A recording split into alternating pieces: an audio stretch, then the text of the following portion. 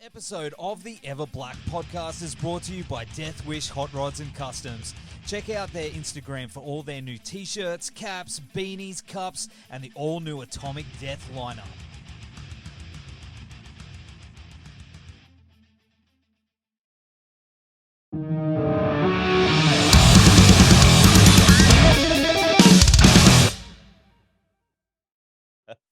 Awesome, man. Well, V-Man, thank you so much for joining us on the show. It's definitely appreciated, especially in the lead up to this album, which is just fucking incredible, dude.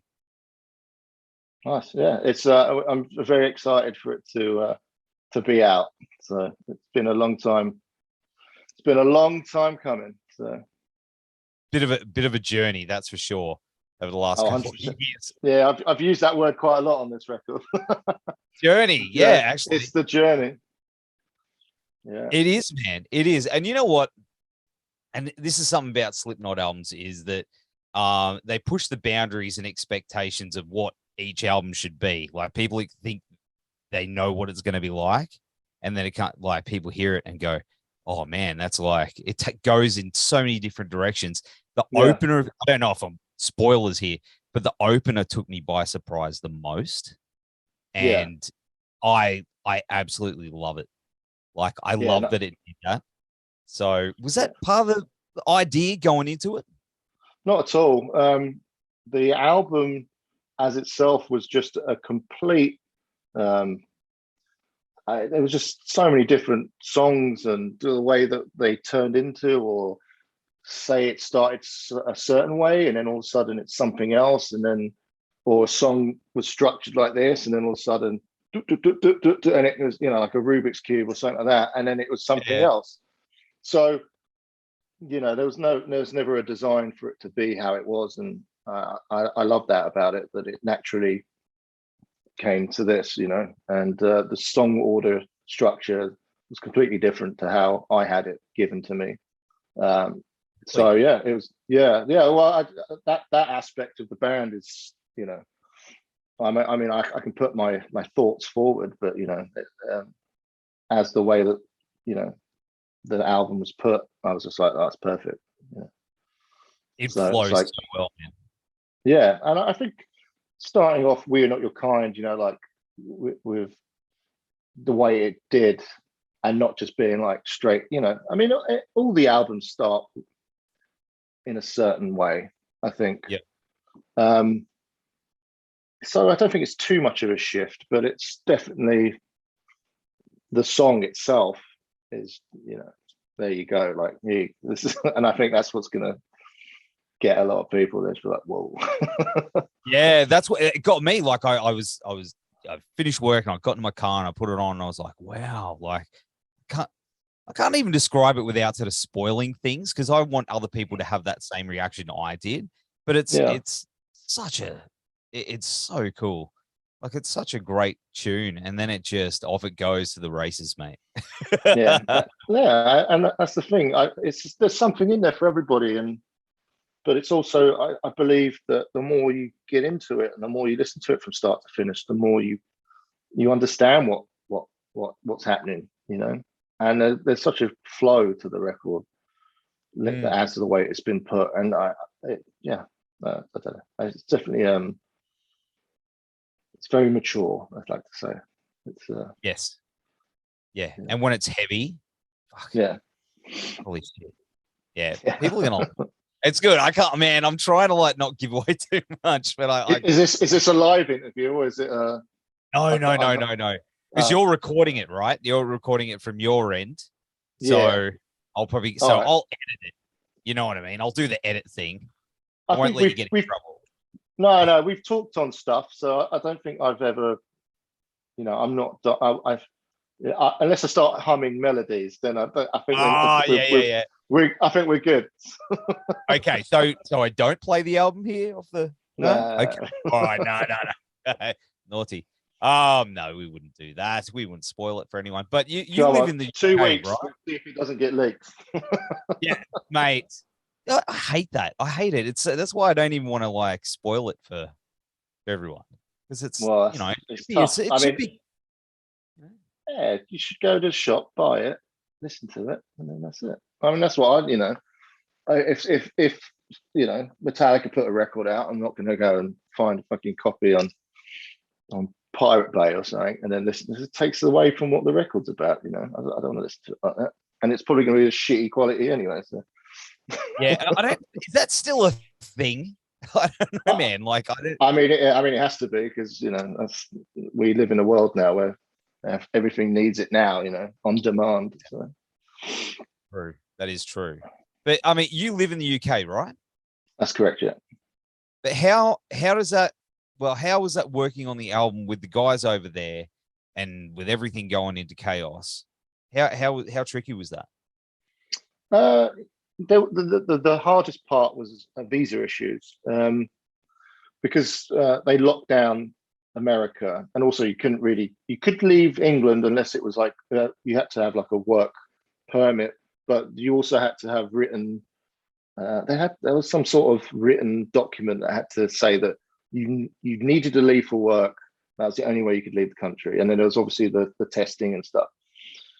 But there was a good months of no one was going anywhere.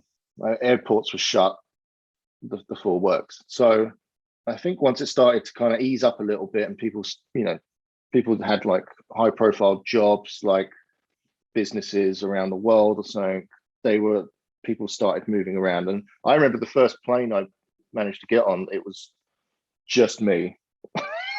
And there was like 6 people scattered around over there. And I was just like, the weirdest thing I've ever seen in my life. It was nuts. Airport was dead. There's like 4 people in it.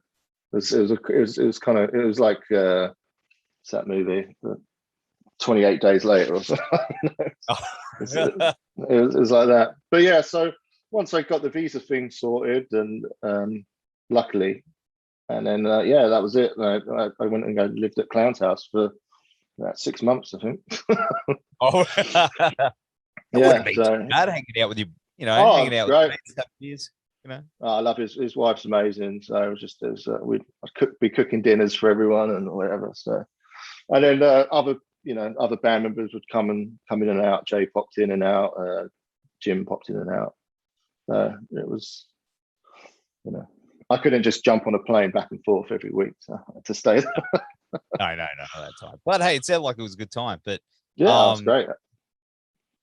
In regards to the writing with so many members, this is something that's always fascinated me about the band. How does that work? Like when it comes to ideas and structuring things, and with that many minds. Yeah, so Jim had a bunch of songs that he was demoing that he had. I worked on stuff here during COVID, so I had like 4 or 5 songs, and I like to make sure that a song's as opposed to it's just riffs. I put drums to it, I put bass to it, guitars, maybe some hint at percussion of like rhythms and stuff like that, just to get that feel. So it's not like here's a demo. I like to kind of try and bring it into the wheelhouse. And we just kind of sat down, listened to the stuff, and that's when we just started piecing things together. And we would add stuff or we'd change things. In some sections we'd be like, let's cut that out completely, or we'd be like, right, that's not actually the chorus, this is the verse, and just move that around. And so it was Mike, he lives in Iowa, so he would pop round. Sorry, Tortilla Man. He'd pop round, and I'd be like, how do we harmonize this a bit better? Or let's see how far we can go. And songs like Finale, songs where it's just me and him just going at it with melodies, and we just kept layering and and then once we got to the studio, we kind of had a selection of songs, and I don't think they deviated too far from it. And that's when Joe puts his spin on things, and then Joe added his touch, or he'd be like, right, instead of doing that, why don't you try doing this? And that's the thing. You're building until you have the album, really. And I gotta say though, you mentioned that closer. Was it Finale? Man, yeah, that song, like, hit me really, really hard. Like Oh, really cool. hard. I was driving, dude, and I was a fucking mess. I'm not ashamed to say it, man. Because after the last couple of years, I think it really sums things up in a way that's just, I don't know. For me, that song was, it was very, very powerful. Yeah, I mean, I I've tried so hard not to listen to the record for like months and months since it's been done. Like Mm. I was listening to a lot of the mixes and stuff like that. But then I just try to distance myself from it because I want to, you know, when it comes out, I want to listen to it again and to hear it from start to finish. So I'm really excited for that. So I'm really trying hard not to, because I'm like, shit, I'm at the point now where it's just like it's been such a long time from it that I've forgotten about all the little bits and bobs that are in the record. Yeah. So and I didn't know if like I'd need to bring them up in interviews or anything like that. So I'm trying to hold off on Yeah. No, it's hard. It's hard, but I do love that track very, very much. And cool. Thanks. and oh, it's so good. It's such a good album. I think, yeah, it's growing. It's growing on me in a way that's becoming a very, very favorite album of mine, I think, because I've been cranking it on loop. I really, really like it a lot, and I'm not just saying that. Like, I can't wait to get it on vinyl. I want it on vinyl, dude. Vinyl, yeah. Yeah, that's the goal. That's my goal. Nice. I'm gonna go down and buy it. But man, it's so good. But in regards to, you know, Under the Mask, you guys are obviously very human, and you know, you deal with a hell of a lot being in the public eye all the time. What's that like for you guys? You know, what's something that maybe being in a band that's that big, what's it like trying to juggle everyday life and being in the public eye? I feel like for myself, I don't really notice it as much. I could go to the shops, I could go wherever, and no one says who I am. I just like another guy with head tattoos. So I don't know. I mean, obviously, you know, if I'm around a scene or if I go to like see a friend's band play in London, sure, then that's something where it's just like, oh, that, you know, someone will stop me. Or like I went to go see Architects play in Alexandra Palace, and you know, I watched in the crowd. I'm not one of those side stage people. Like, oh, yeah. I went to front of house and stood there, and I watched the, you know. But I went to go grab a bunch of beers, so I go to the bar, and then it was just like stopped. So I go, can I have a photo? Can I have a photo? I'm like, yeah, cool, man, no worries, man. Just don't let me spill my beers. So you know, I mean, I notice it like that, but I think I don't, you know, everyday life is not. It's not. I don't notice it, you know. It's just back to reality, you know. So. Yeah. Oh, mate, that's awesome. And then I remember seeing Slipknot when I was a young lad, like over 20 years ago, and the first tour in Australia, they played like smaller venues, obviously, and it was just bananas, dude. Yeah. Now, like, I'll never forget that. I lost my shoe from a balcony. It was just nuts. I'll never forget that show. Do you remember the first time you saw Slipknot? Obviously, years ago. Oh, yeah, I saw them at the Astoria, which is like the go-to venue in London, and it was just like, I don't think the only thing comparable was like seeing Sepultura play at the Astoria as well, and as being like a kid, you know, it was just nuts. I just all I can describe it as nuts, because obviously Sepultura, they just stand there and they're just, you know, they were never really like jumpers, and they were running around everywhere, you know. But watching Slipknot, it was just like this. It's just as crazy pit wise, but it was, the band was going crazier than everyone in the pit, you know. And that was the thing. I was just like, I don't know what, and also just the amount of members in the band, and you were just watching someone, but then he's going just equally as nuts over there. So I think that was definitely an eye opener, you know. Oh, mate, I wish, mate. And every time now I see you guys live, it's such a good time. Like, the show is obviously massive now. You've got the massive production, you know, the pyro and everything like that. Oh, dude, it must be Yeah, difficult. I mean, it's the thing. I kind of a bit of a pyro head, so I'm a big fan of trying to step as close as I can to it, and I can just see the pyro guy just shaking his head. He's like, stay away from it. But, or I'll just like go so close that it's just shooting over my head like that, and I just see the shakings of heads. So I try my best to be the pyro guy, and try to rock out, and you've got everyone around you and stuff like that, and obviously how the band was before, and just the aggression, Yeah, and just the band's evolved now into something else, and with the stage, and it's there's so much more going on, like the walkways and stuff like that, and it's just a big expanse of space, to take up. So it's kind of like a jungle gym for some people. Like you look at like Tortilla Man just like hanging off the stuff. I'm playing. Sometimes I'm playing. I just look up and I'm like, the fuck is he doing? So it's very entertaining up there. Oh, it would be. And you've been on the other side of things. I mean, you were a guitar tech for some of my favorite bands. Oh yeah, yeah. I mean, that was a great aspect of my life. I had a lot of fond memories. Yeah, I remember seeing. We did a few. I was out with Mastodon, and I remember watching Slipknot play.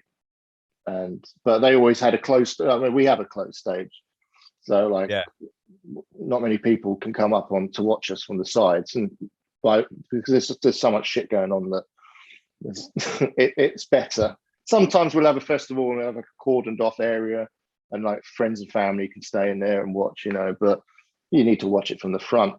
But yeah, I remember just teching, and like I'd go out front of the house to try and watch it, and you just be like, fuck. People, so it was fun to tech and to still see it, and then obviously now to be in it, because I did I think it was like 8 sound waves in a row teching for different bands Down here. and then I did every year for like 8 sound waves. I think it was 8, so I was 7 and I headlined the 8th, or I did 8 and I headlined the 9th. So I teched all these sound waves and then headlined it, and then it stopped, and that was the last sound wave. Oh, mate, I know. I was there, dude. I was there. And I was so pumped. But we got heaps of stuff. Yeah, I did like a couple with Architects. I did one with Bring Me the Horizon, twice with Mastodon, Code in Cambria, and once with Anthrax. Oh, man. Mate, so good. And then I headline. Yeah, and then you headline. Then I actually played it. Yeah. Oh, dude, that was such a good set too. I was just sunburnt, and mate, it was such a good day. That was awesome. Yeah. In saying that, and I don't know if you're allowed to say anything because you guys were meant to be in Metallica. Oh, I know. I don't want to get you in trouble, but it's popped up a few times today. I know. You're probably sick of asking it. You're gonna slap me through the screen. No. You know what I'm gonna say. What were you gonna say? Oh, no. Are you gonna come back? Of course you are. You have to. Hopefully, yeah. Hopefully. I mean, we got to go over there at some point. I just, when we do. Oh, you got a little sparkle in your eye there, mate. I've always got a sparkle in my eye. Mate, because we're absolutely hanging to see you guys. Like, I was so looking forward to that.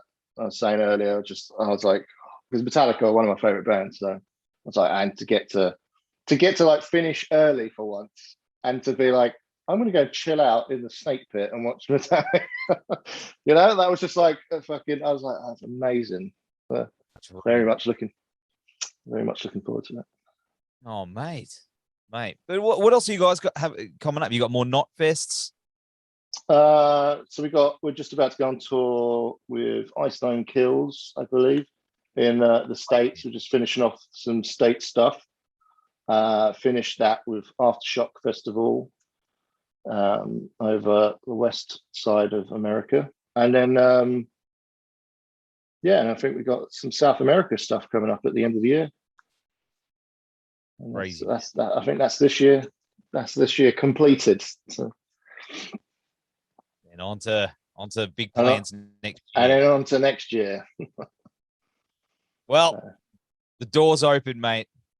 Yeah. Just, you know. I don't. You can't sell me on having a good time. So. That's it. Hey, mate, it's been awesome hanging out with you, and you know, thanks. It's been a pleasure.